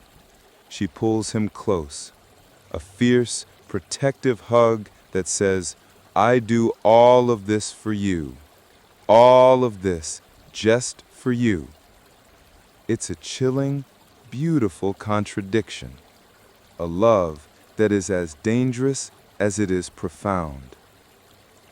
After a lifetime of murder and chaos, she dies peacefully in her sleep. No poison, no knife, no assassin in the night. It's an ironic end to a life of violence, a final, brutal joke from the universe. The woman who lived by the sword, who killed so many, dies in her own bed, surrounded by the luxury of a kingdom she built with blood. Her death is not a triumph for her enemies, but a testament to her ruthless, perfect paranoia. She outlived all her rivals. She outlived her greatest enemy, her husband, and even the ghosts of the people she had murdered. She won. So how do you remember her? A ruthless tactician who secured her dynasty, or a serial killer with a crown? She was Fredegund, a woman who proved that the most dangerous weapon isn't a sword, but a whisper in the king's ear. She didn't just win, she outlived them all. And her story, a chilling list of names etched in the stone of her kingdom, whispers a final, terrifying truth. Sometimes the greatest victory is simply surviving the wreckage you create. This is the end of the line, the final scene. You're standing on a battlefield littered with the bodies of men, a gruesome mosaic of flesh and steel, and you are not crying. No, you are a mother who has just lost her son, and your grief is a fire so hot it could melt mountains. You've been hunting him, the man who took your child, the king who thought he could play you for a fool. You've been searching for his body, a ghoulish game of hide and seek, and now you have found it. You kneel beside him, not with pity, but with a cold, righteous fury. This is the man they call great. This is the king who built an empire on a foundation of blood and ambition. And now his head, a prize you've been dreaming of, is finally within your grasp. You grab your knife, its blade a sliver of silver light, and you do what you have to do. His head, a prize worthy of a butcher, is now in your hands. This isn't just a murder, it's a reckoning, a final, beautiful act of revenge, a promise kept in the most gruesome way imaginable. Her story, like all great legends, starts with a queen who has everything. You are Tamiris, a fierce ruler of the Massagetay, a tribe of warriors who live and breathe freedom. You are not a woman who sits on a throne, a delicate flower in a golden cage. No, you are a warrior queen, a woman who rides into battle with her people, her sword a testament to her strength. Your people are not subjects, they are your family. Your kingdom is not a piece of land, it is your soul.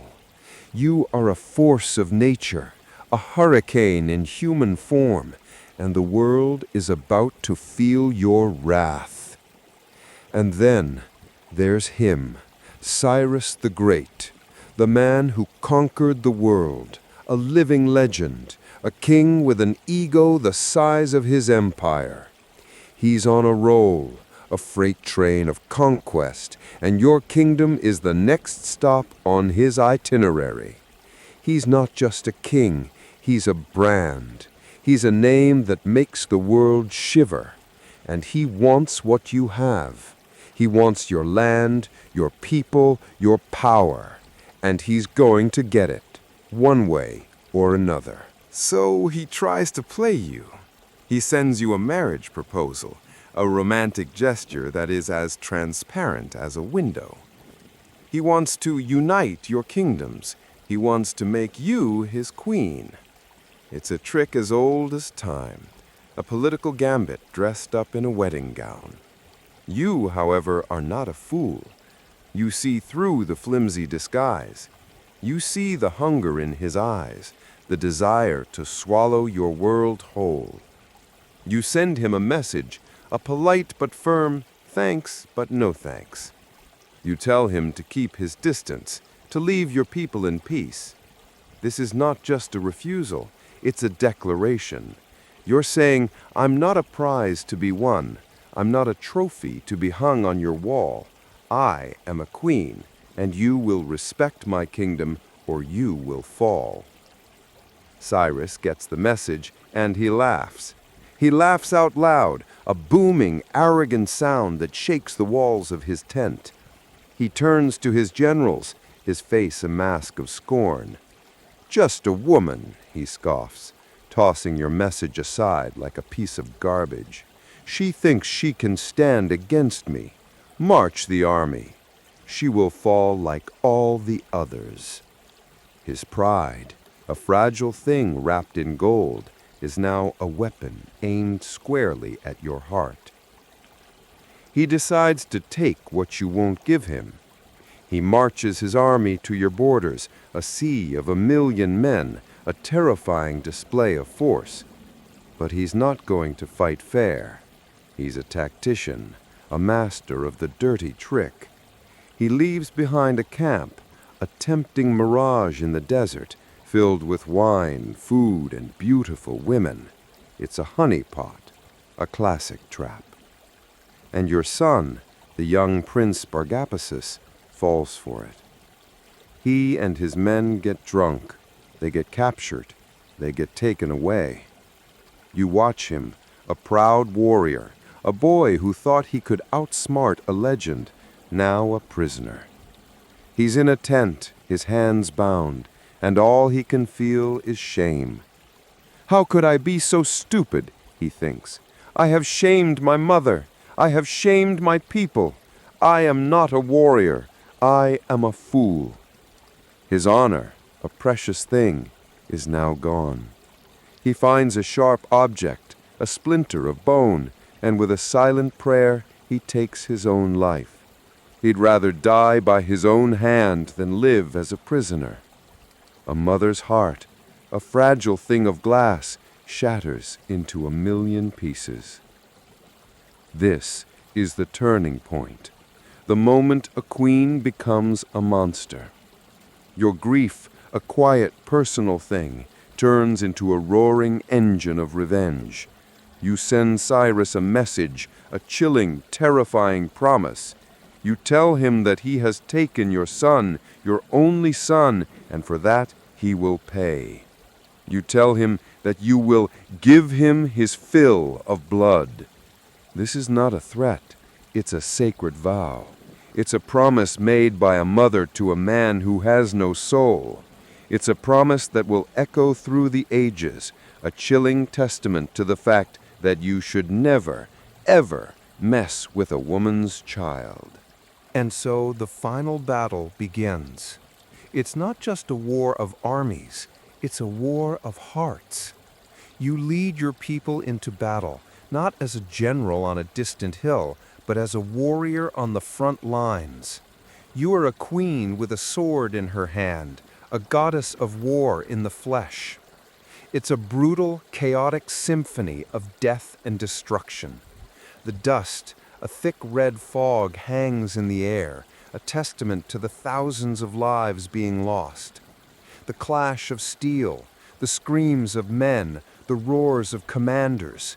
It's a nightmare, a beautiful, horrifying painting of war.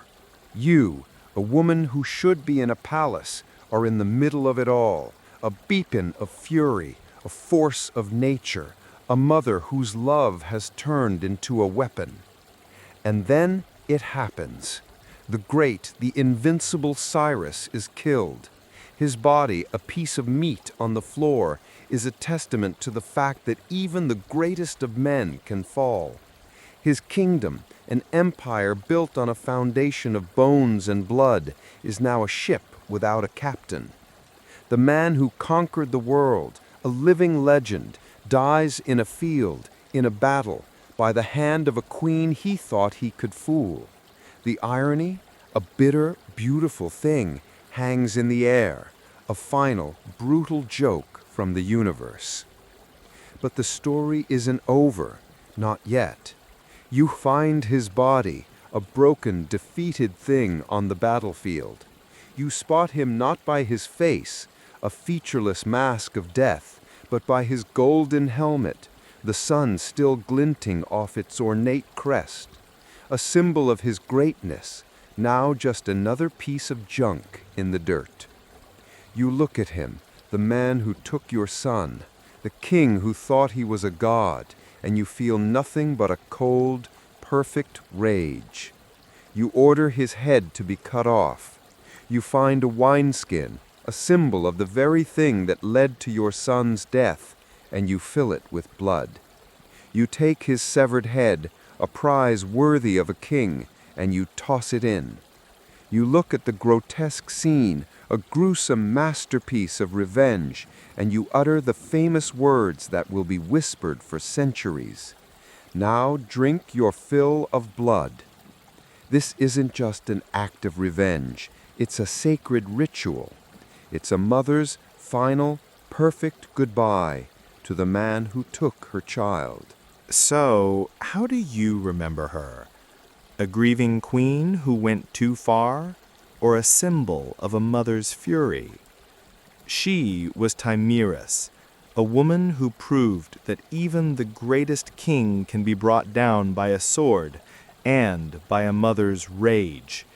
She didn't just win a battle, she avenged a life, and her legend, a bloody whisper carried by the desert winds, is a brutal, unyielding truth. Sometimes, the greatest victory is not to conquer the world, but to be the one who finally stops a conqueror. Thank you so much for joining me on this journey through history's most dramatic stories. I hope you had a truly unforgettable sleepless night. Be sure to stay tuned so you don't miss any of our upcoming tales. Sweet dreams, and I'll see you next time.